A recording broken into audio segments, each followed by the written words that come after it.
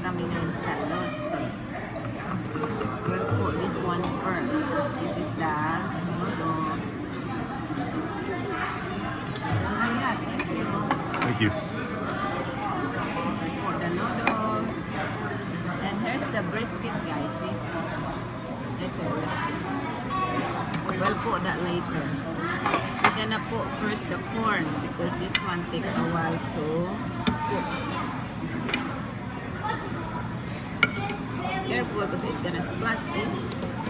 We'll put everything the corn because it takes a while to cook. Right, baby? Now, let's put this aside. And then we'll put some mushroom. There's the mushroom. We'll put half only.